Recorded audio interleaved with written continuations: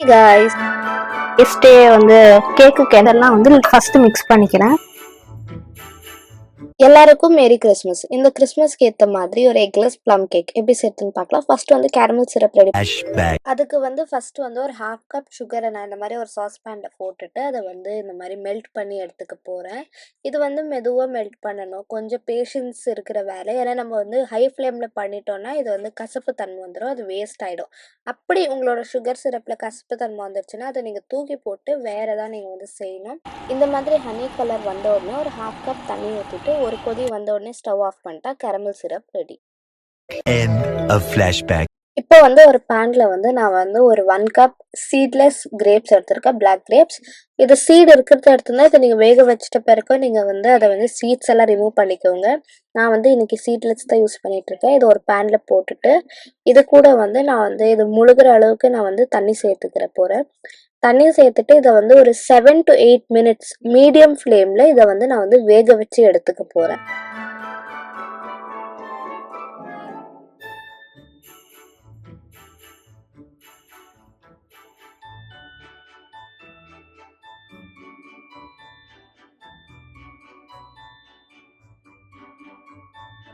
இப்போ வந்து எனக்கு வந்து எக்ஸாக்ட்லி 7 மினிட்ஸ் ஆயிருக்கு. 7 மினிட்ஸ்க்கு அப்புறம் இந்த மாதிரி வந்து நல்லா வெந்துடும். இப்போ நம்ம வந்து இந்த தண்ணியை வடிச்சிட்டு எடுத்து ஓரமாக எடுத்து வச்சுக்கலாம். இப்போ வந்து ஒரு மிக்ஸி ஜாரில் நான் வந்து ஆக்சுவலி டோட்டலாக 1 கப் சுகர் யூஸ் பண்ணியிருக்கேன். அதில் வந்து 1/2 கப் நம்ம கேரமல் பண்ணிட்டோம். இன்னும் 1/2 கப் சுகரை வந்து நான் வந்து ஒரு மிக்ஸி ஜாரில் சேர்த்து அது கூட கொஞ்சம் ஸ்பைசஸ் வந்து ஆட் பண்ணி நம்ம வந்து கிரைண்ட் பண்ணி எடுத்து வச்சுக்க போகிறோம்.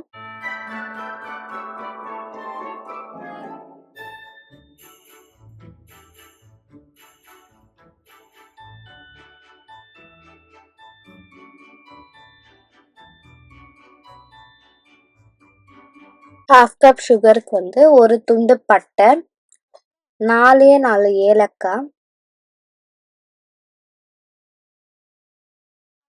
அதுக்கப்புறம் 4 கிராம்பு இதெல்லாம் போட்டு நல்லா நைஸா நான் வந்து அரைச்சி எடுத்துக்கணும். இப்போ இதை அரைச்சதை வந்து நல்லா செழிச்சு எடுத்துக்கலாம். ஏன்னா வந்து அதுல வந்து அரைப்படாதது ஏதாவது இருந்தா அது வந்து வெளியே எடுத்து நம்ம வச்சிடலாம். இப்போ வந்து நான் வந்து கொஞ்சம் நட்ஸ் சாப் பண்ண போறேன். கேஷ்யூ நட்ஸ் வந்து ஒரு 1/2 கப். கேஷ்யூ நட்ஸ் அதிகமா இருந்தா ஃப்ளேவர் வந்து நல்லா இருக்கும். நம்ம சாப்பிடும் போது அங்கங்க சுயா கிடைக்கும். அது ரொம்பவே நல்லா இருக்கும். இந்த மாதிரி ஒரு நட்டா சாப் பண்ணி உங்களுக்கு போர் அடிக்குதுன்னா என்னோட இன்னொரு டெக்னிக் ட்ரை பண்ணி இந்த மாதிரி சக்கக் மூச்சக் சக்கக் மூச்சக் சக் சக் சக் சக் சக் சக் ஸ்பீடா கட் பண்ணி சீக்கிரமா நட்ஸை சாப் பண்ணி முடிச்சிடலாம். இப்போ கேஷ்யூஸ் சாப் பண்ணி நான் முடிச்சுட்டேன். அடுத்து வந்து பாதாம் சாப் பண்ணிட்டு இருக்கேன். இது வந்து ஒரு 20 to 25 பாதாம்ஸை நான் வந்து இந்த மாதிரி அதே மெத்தட்ல தான் சாப் பண்றேன். ஏன்னா ஒன்னொன்னா சாப் பண்ணா ரொம்ப டைம் எடுக்குதுன்றதுனால நான் என்னோட இந்த ஸ்டைல சாப் பண்ணி எடுத்துக்கிறேன். உங்களுக்கு பிடிச்ச நட்ஸை நான் யூஸ் பண்ணலாம்.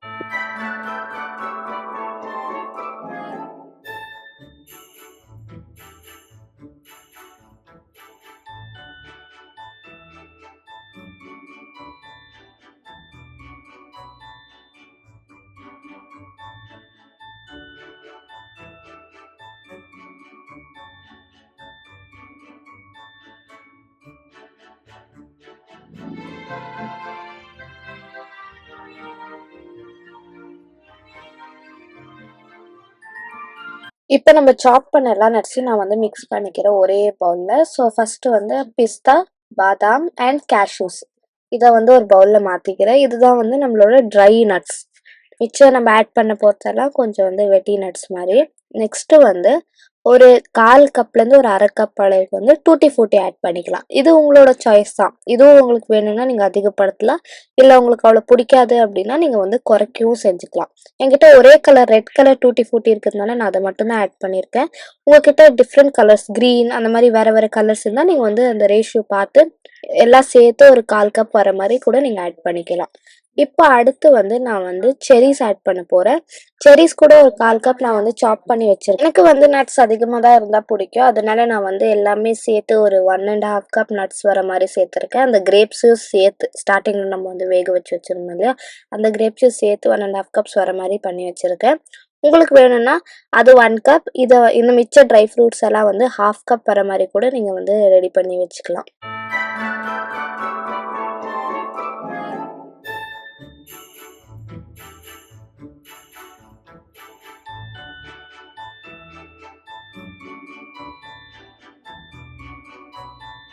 இத வந்து இந்த மாரி ஒரு அளவுக்கு மிக்ஸ் பண்ணிட்ட பிறகு, இதுல வந்து 1/2 கப் நான் வந்து மைதா மாவு ஆட் பண்ணி, அதையும் இதோட மிக்ஸ் பண்ணிக்க போறேன். மைதா மாவு சேர்க்கறதால வந்து பேட்டர்ல வந்து இது வந்து எல்லா இடத்துலயும் ஈவனா ஸ்ப்ரெட் ஆகும். எல்லாம் வந்து கீழ போய் செட்டில் ஆகாது. அதனால தான் இதுல நம்ம வந்து மைதா மாவு மிக்ஸ் பண்ணிக்கிறோம். லைட்டா இந்த மாரி கோட் ஆனா போதும்.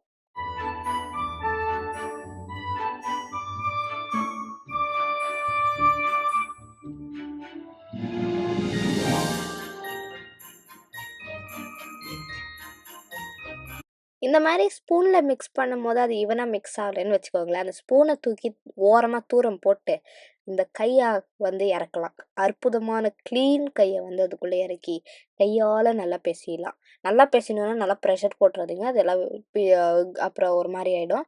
ஸோ லைட்டா அது கோட் ஆகுற அளவுக்கு வந்து பெசஞ்சு நம்ம வந்து இந்த மாரி நல்லா மிக்ஸ் பண்ணி எடுத்துக்க போறோம். இந்த மாரி ஈவனா கோட் ஆயிடுச்சுன்னா, மிக்ஸ் பண்றத நம்ம வந்து ஸ்டாப் பண்ணிக்கலாம். இப்ப இத தூக்கி ஓரமா வச்சு வெட் இன்கிரீடியன்ட்ஸ நம்ம வந்து மிக்ஸ் பண்ணிக்கலாம். அதுக்கு வந்து ஒரு பவுல்ல 1/2 கப் தயிர். இது வந்து புளிக்காத தயிரு.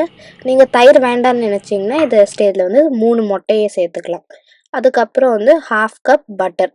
பட்டர் வேணான்னா, நீங்க வந்து ஏதாவது ரிஃபைன்ட் ஆயில் ஸ்மெல் வராத ரிஃபைன்ட் ஆயில் ஏதாவது யூஸ் பண்ணிக்கலாம். இது 2த்தையும் வந்து நான் கொஞ்சம் லைட்டா மிக்ஸ் பண்ணிக்கிறேன். ஆக்சுவலி மிக்ஸ் ஆகாத மாரி தான் இருக்கும். ஸோ ஜஸ்ட் லைட்டா கொஞ்சம் மிக்ஸ் பண்ணிட்டு, நம்ம வந்து ஏற்கனவே வந்து ஒரு சுகர் பவுடர் ரெடி பண்ணி வச்சிருந்தோம் இல்லையா? அத வந்து ஃபுல்லா இதுல கொட்டப் போறேன். நான் இதுக்கு வந்து டோட்டலா 1 கப் சுகர் யூஸ் பண்ணியிருக்கேன். 1/2 கப் வந்து நம்ம கேரமல் சிரப் ரெடி பண்ணி வச்சிருக்கோம். 1/2 கப் வந்து இங்க வந்து ஸ்பைசஸ் கூட நான் வந்து பவுடர் பண்ணி ஆட் பண்ணி மிக்ஸ் பண்ணிக்க போறேன். இத வந்து நல்லா மிக்ஸ் பண்ணிட்டா, நம்மளோட வெட் இன்கிரீடியன்ட்ஸ் வந்து ரெடி ஆயிடும். இப்ப இதுல வந்து நம்ம வந்து மைதா மாவு சேர்க்க போறோம். நான் வந்து இந்த ரெசிபிக்கு வந்து 2 கப் மைதா மாவு யூஸ் பண்ணியிருக்கேன். 1/2 கப் வந்து நம்ம வந்து அந்த ஃப்ரூட் ஐ மீன் ட்ரை ஃப்ரூட்ஸ் கூட மிக்ஸ் பண்ணியிருக்கேன். 1 1/2 கப் வந்து நான் இங்க வந்து சலிச்சு இதோட சேர்த்துக்க போறேன்.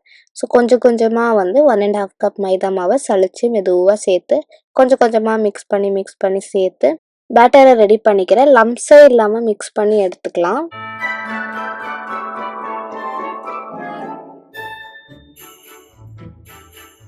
இப்போ இதுக்கு வந்து 1 teaspoon baking powder and 1/2 teaspoon baking soda போட்டு இதையும் வந்து ஜென்டலா மிக்ஸ் பண்ணி எடுத்துக்க போறேன்.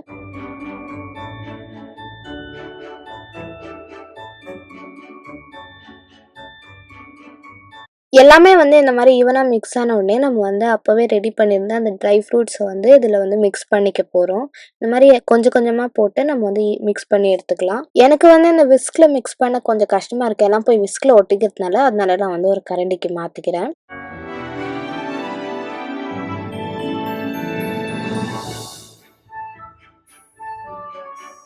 இந்த நட்ஸ் எல்லாம் ஓரளவுக்கு ஈவனா மிக்ஸ் ஆயிடுச்சு. இப்போ வந்து நம்ம ஸ்டார்ட்டிங்ல செஞ்சு வச்சிருந்த அந்த கேரமல் சிரப்ப கொஞ்சம் கொஞ்சமா ஊத்தி, இதோட வந்து நல்லா மிக்ஸ் பண்ணிக்க போறேன்.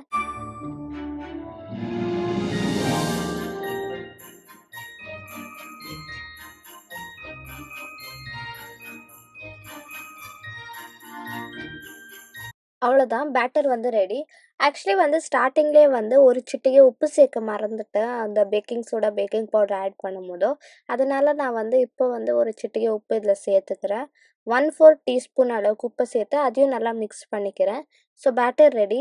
இப்போ இந்த இந்த டைமில வந்து நான் வந்து அவன வந்து 175 டிகிரீஸ்க்கு வந்து 10 மினிட்ஸ்க்கு வந்து ப்ரீஹீட் இப்ப இத நான் வந்து ஓரமா வச்சுட்டு, நான் வந்து ஒரு 6 இன்ச் பேன வந்து ஆல்ரெடி கிரீஸ் பண்ணி வச்சிருக்கேன். அ பட்டர் கோட்டிங்ல அதுக்கப்புறம் வந்து ஒரு லேயர் ஆஃப் மைதா மாவு டஸ்ட் பண்ணி வச்சிருக்கேன். மைதா மாவு போடுறதால அது வந்து கேக் வந்து ஒட்டாம சைட்ஸ்ல ஒட்டாம வரும். இத வந்து நான் வந்து 175 டிகிரீஸ்க்கு வந்து ஆல்மோஸ்ட் ஒரு 55 டூ 60 மினிட்ஸ் நான் வந்து பேக் பண்ணி எடுக்க போறேன். நீங்க வந்து 50 மினிட்ஸ்க்கு ஒரு வாட்டி செக் பண்ணி பாருங்க. உங்களுக்கு வந்து வெந்திருக்கா இல்லையான்னு. இதே வந்து நீங்க குக்கர்ல கூட செய்யலாம். ஃபர்ஸ்ட்டு வந்து ஒரு லேயர் சால்ட் போட்டுட்டு, ஒரு 2 மினிட்ஸ் ஹை ஃப்ளேம்ல வச்சுட்டு, மிச்சம் ஒரு 7 மினிட்ஸ் வந்து மீடியம் ஃப்ளேம்ல வச்சு ப்ரீஹீட் பண்ணி எடுத்துக்கோங்க. அதுக்கப்புறம் ஒரு ஸ்டாண்ட வச்சுட்டு, அதுக்கு மேல இந்த கேக்க டின்ன வச்சு நீங்க வந்து பேக் பண்ணி எடுத்துக்கலாம். இது வந்து ஒரு 55 மினிட்ஸ் ஆகும். கேக் பேக் ஆயிட்ட நேரத்துல வந்து எங்க வீட்ல நாங்க வந்து பண்ணியிருக்க சின்ன கிறிஸ்மஸ் டெக்கரேஷன். கிறிஸ்மஸ்க்காக பண்ண டெக்கரேஷன் எப்படி இருக்கு அப்படின்னு பார்த்து சொல்லுங்க. நல்லா இருக்கா இல்லையா? மறக்காம கமெண்ட் பாக்ஸ்ல சொல்லிடுங்க.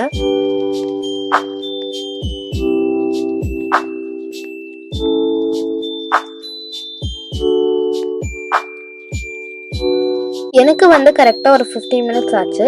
இதை நல்லா ஆற வச்சு கட் பண்ணி எடுத்தால் ரொம்ப டேஸ்டியான ப்ளம் கேக் ரெடி. பாருங்கள் உள்ளே எவ்வளோ சாஃப்டாக எவ்வளோ நட்டி ஃபுல்லாக இருக்குன்னு. நீங்களும் ட்ரை பண்ணி பாருங்கள். தேங்க்யூ ஃபார் வாட்சிங்.